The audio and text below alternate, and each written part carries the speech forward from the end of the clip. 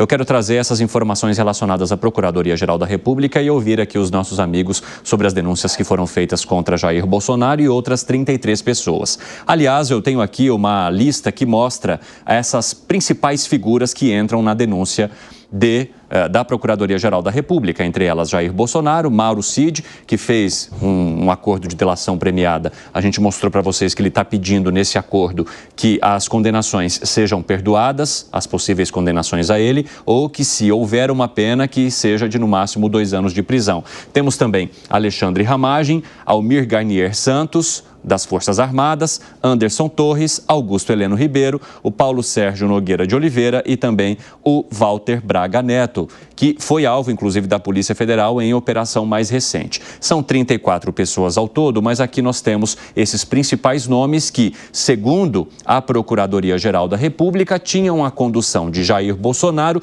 para colocar em prática esse plano que poderia levar a um golpe de Estado ou ao impedimento de que Luiz Inácio Lula da Silva subisse a rampa do Palácio do Planalto. Eu quero saber de você, Alan Gani, como é que você avalia os fatos que foram apresentados nesta terça-feira pela PGR e a maneira como eles repercutem para essas autoridades? Eu vi que foi mais do mesmo, não teve nenhuma novidade. Eu vejo que é uma peça jurídica frágil, porque coloca ali uma cogitação de um golpe, mas uma tentativa. Qual que é a fronteira entre a cogitação e a tentativa? Houve, de fato, uma cogitação, mas tentativa é diferente de cogitação. Agora, Gani, tem uma questão interessante. A Procuradoria-Geral da República diz que há uma movimentação dessas figuras, entre elas de Jair Bolsonaro, em interlocuções, em preparação de documentos e na preparação, inclusive, de um discurso pós-golpe.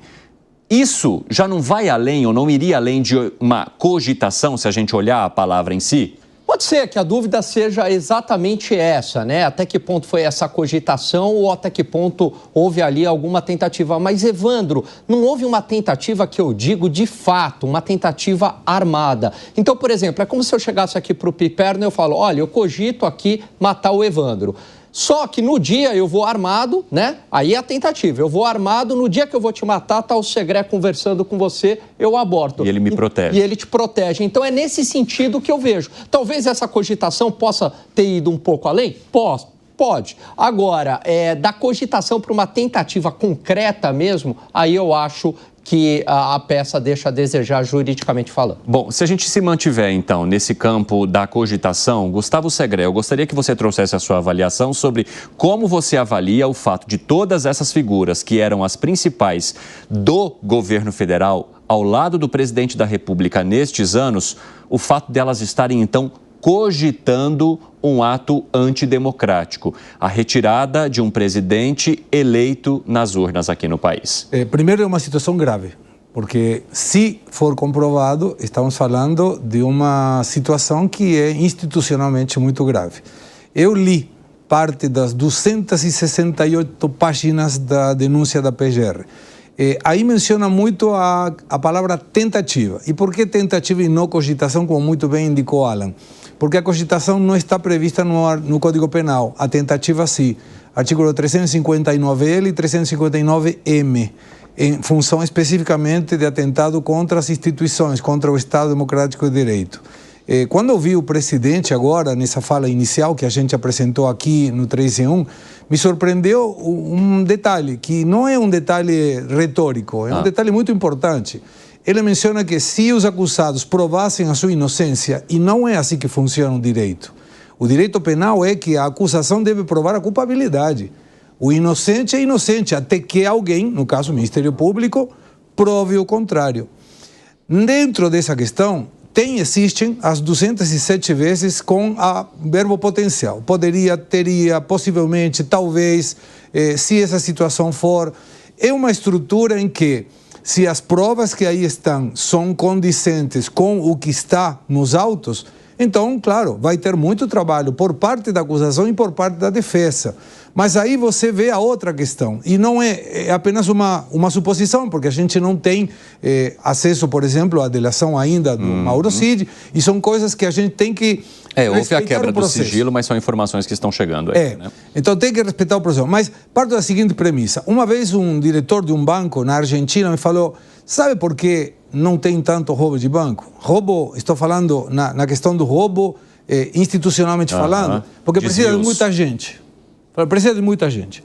Se for 3 ou 4 pessoas, 2 pessoas que vai, é mais fácil. Mas quando tem tanta gente, o risco de dar errado é muito grande. Foi um diretor do banco na Argentina que me falou.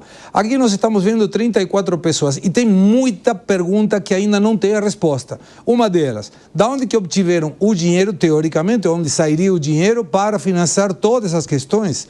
Sobretudo quando, em um momento, a própria PF indicou que não tinha nenhum lastro sobre um financiamento forte, que era um financiamento de pessoas. Então é como que fizeram uma vaquinha para fazer um golpe de Estado. Essas questões que precisam ainda ser demonstradas. E no âmbito do julgamento em si, me parece complexo do ponto de vista jurídico que se eventualmente era verdade que estava cogitado o assassinato ou atentado contra a vida do ministro Alexandre de Moraes, além do presidente Lula e do vice-presidente Alckmin, qual é a objetividade que poderia ter um ministro que a sua vida estava em risco por essas pessoas que estão sendo investigadas e eventualmente julgadas para ele dar uma sentença?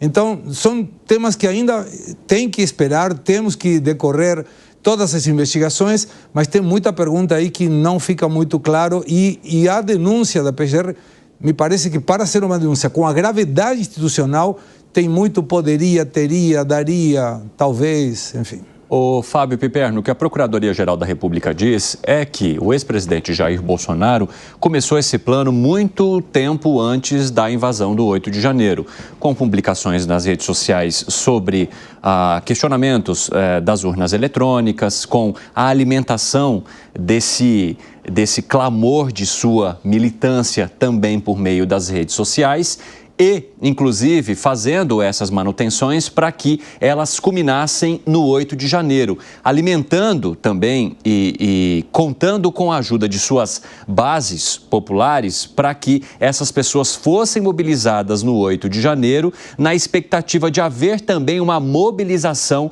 das Forças Armadas em apoio nessa tomada do poder. Isso está ali nessa acusação, nessa denúncia que foi feita pela Procuradoria-Geral da República. Inclusive, eles até utilizam um trecho que é contado por Mauro Cid, em que ele menciona que, olha, o povo já invadiu ali a sede dos 3 poderes. Se o exército se levantar, todo mundo precisa apoiar. Como é que você avalia, hein, Fábio Piperno? Bom, primeiro que, de fato, são muitas as etapas, né? E isso claramente não começou no 8 de janeiro. É difícil a gente estabelecer um marco zero nisso tudo, nessa engrenagem toda. Mas eu posso recordar algumas datas que eu julgo fundamentais. Aquela reunião filmada, o vídeo está aí, né, do dia 5 de julho, em que o presidente Bolsonaro fala para a sua corte de ministros ali, claramente de que algo precisaria ser feito porque eles vão ganhar, então precisamos fazer algo, porque não adianta a gente querer fazer algo depois do resultado das urnas. Está lá isso aí. Mas ele fala fazer algo dentro das 4 linhas. Não, isso aí, inclusive ele fala também, deixa aberta a possibilidade lá na reunião, ele faz a advertência do tipo, é que depois haveria um banho de sangue e tal. Bom, isso. Algum tempo depois, o presidente recebe um hacker e manda esse hacker conversar com aquela comissão das Forças Armadas que fazia parte lá da equipe que coordenaria o processo eleitoral. Qual o intuito de receber um hacker sabidamente criminoso já naquele momento, né? Alguém que já tinha lá uma série de processos nas costas. Aí tem até a eleição, tem a omissão diante, né, daquela malta toda, daquela turba toda que foi se aglomerando em frente aos quartéis.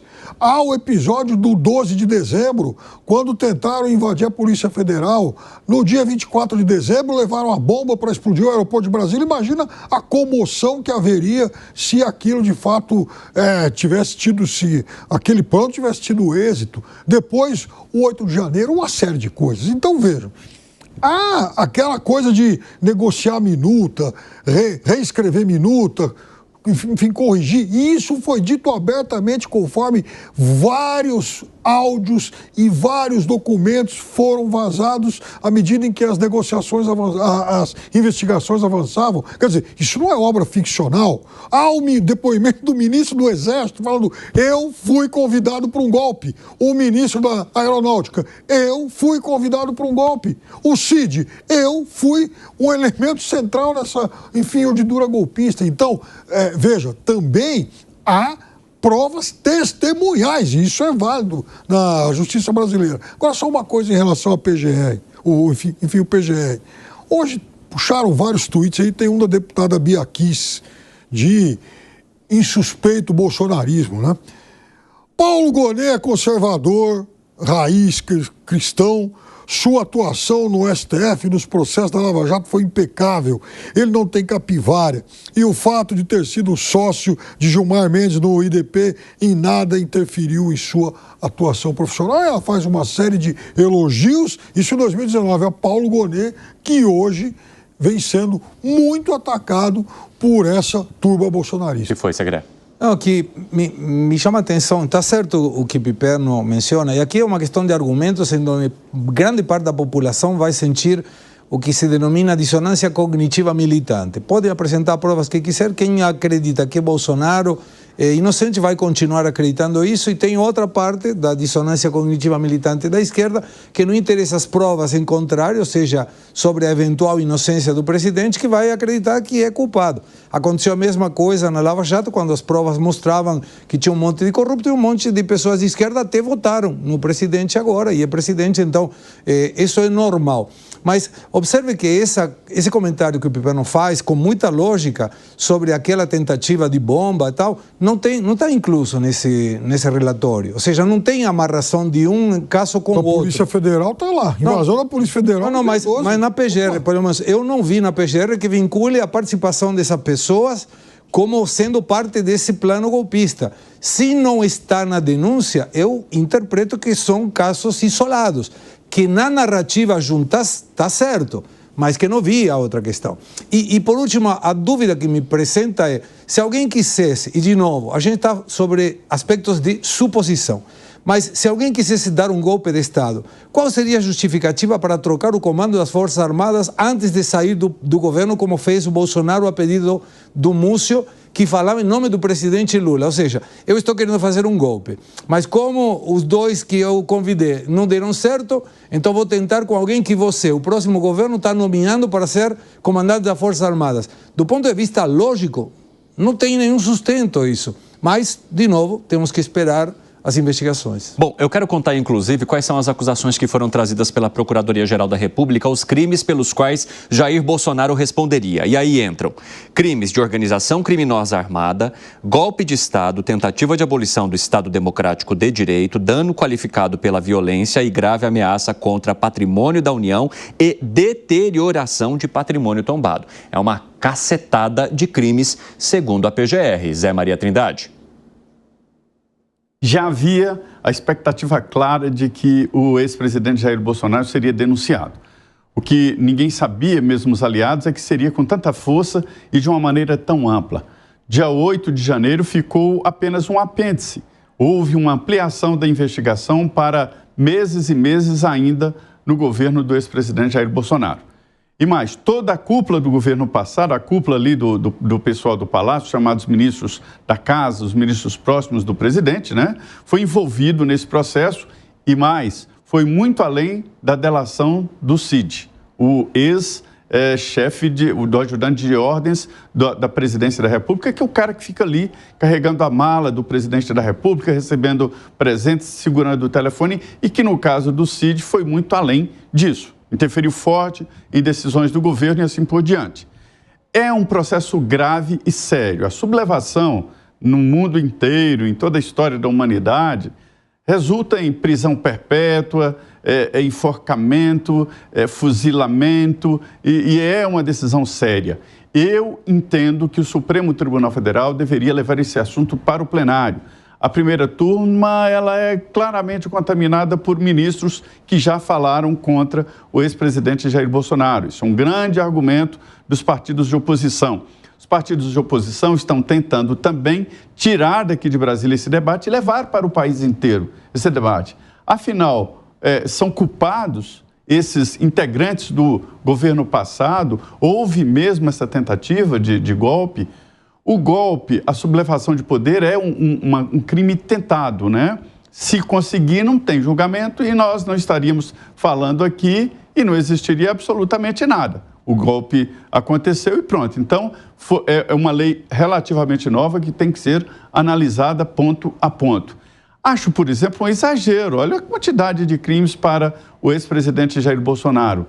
Ele, no processo ali, nem estava no Brasil naquele momento quente do dia 8, né? Então, como acusá-lo de interferência lá nesse processo? O que houve, e de forma inexplicável, foi essa concentração e omissão de pessoas em frente às instalações militares. Ninguém sabe como o governo permitiu isso, como as Forças Armadas permitiram isso, e era uma coisa meio sem explicação. Nem os bolsonaristas mais próximos conseguem explicar aquela concentração ali. O que aconteceu? Conversei agora há pouco com a Bia Kicis, que me disse, olha, as pessoas acreditavam em alguma coisa e ficavam lá, mas que não era golpe, não era nada, era uma tentativa de pedir às Forças Armadas para avaliar a legitimidade das urnas eletrônicas. Portanto, será um grande julgamento. Eu acho que não deve ficar na primeira turma e para o plenário principal. E eu digo que será um grande julgamento porque seria inevitável. Todos nós já sabíamos disso, né? Todos nós já sabíamos que esse era o enredo. É igual filme de faroeste. Você sabe como vai ser no final, mas a gente assiste para ver como vai chegar lá, né? Então é preciso responsabilizar os ministros, assim, responsabilizar, que eu digo assim, cada voto, eu assumo o meu voto e vou dizer por quê. Por isso, isso e isso, né? Mas será politizado e de forma nacional.